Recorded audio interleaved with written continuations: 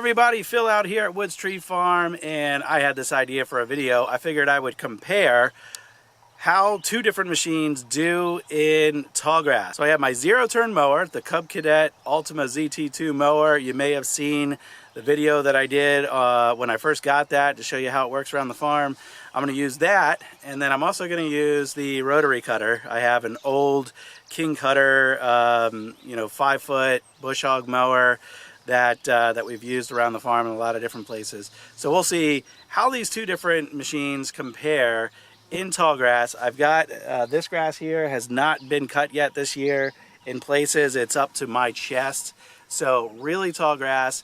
I'm going to be clearing out an area for a garden. We're going to plant some sunflowers and we're going to plant some pumpkins just as a trial to see how they do out here on the farm. We've never planted pumpkins or sunflowers before, but that'll be another video.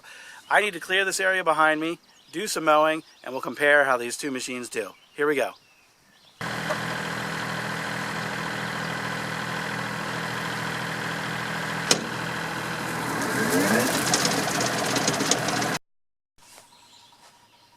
All right, real quick, before I get started, I know what some of you guys are thinking. The zero turn's not made to go through grass like this. You're right, it's not. But I'm going to do it anyway. And what I want to know is really, when it comes down to kind of speed and efficiency, if I'm trying to clear grass quickly, even if it's tall, is the speed of the zero turn better than the strength and the power of the rotary cutter? So what we'll do is 2 or 3 passes from each mower, and that'll clear out 10 or 15 feet or so, and then we'll compare the two cuts from each of the mowers and see how they're different. Let's get into it.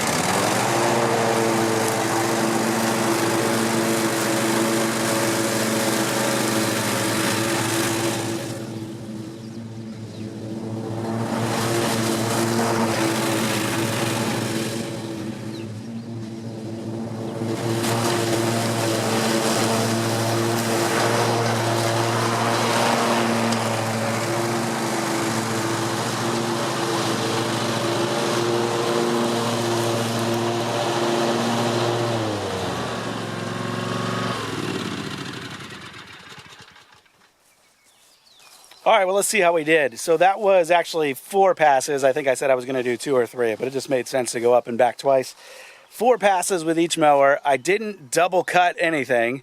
I just made 4 consecutive passes. So we'll look and see how the rotary cutter did here first. And as you would expect, and it's made for cutting thick stuff, it did pretty well. The cut is pretty even. At least as even as you would expect from that type of cutter. It did leave a lot of, clippings, really long clippings here. And we've got a row of clippings here, with each pass where it shoots it out the back. Like I said, about what you would expect with a rotary cutter. We've got a couple big piles of clippings here all mixed in. And all the grass clippings are pretty long because it doesn't really do anything to mulch up those clippings. So about what you should expect from a rotary cutter for pasture grass that's, you know, waist high, at least a couple feet high. Over here on this side where we did the zero turn, slightly different story.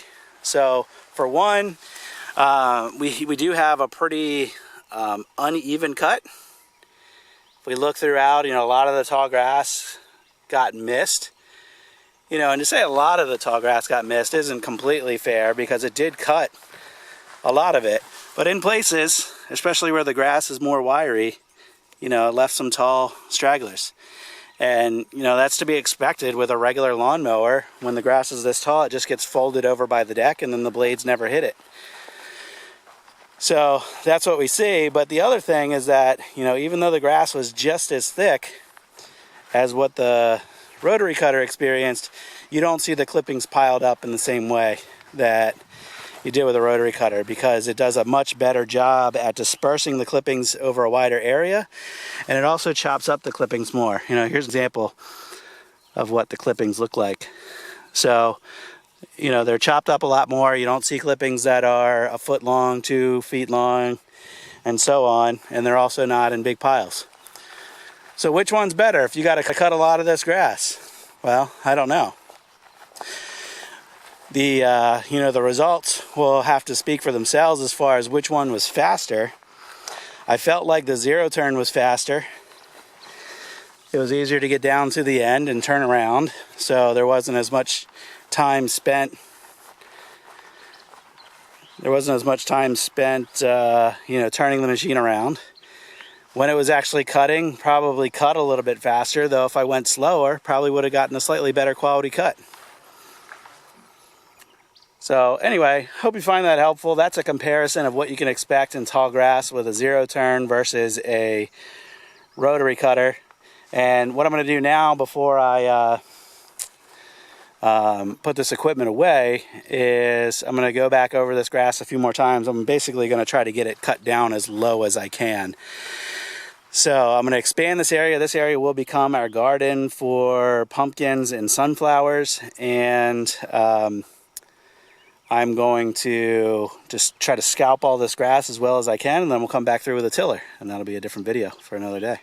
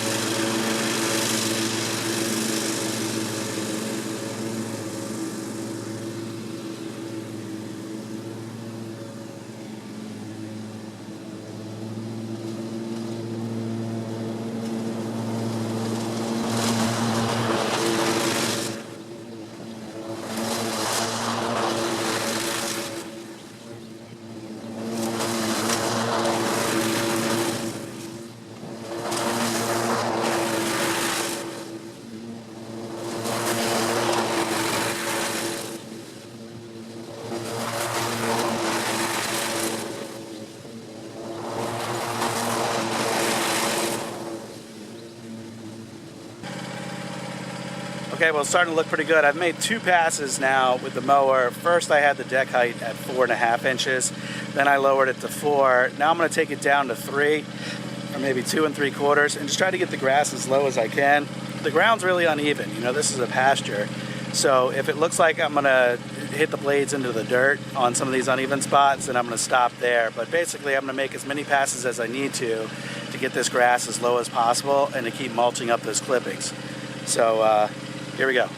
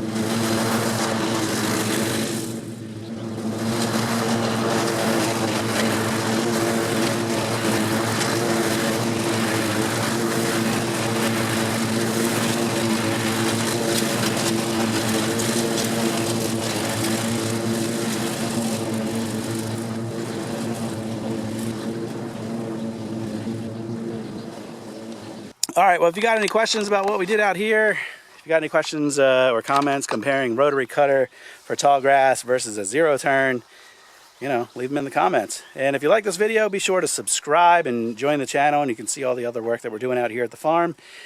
And be sure to share this video with your friends as well. So that's it for today. Thanks for watching. I'll catch you on the next one.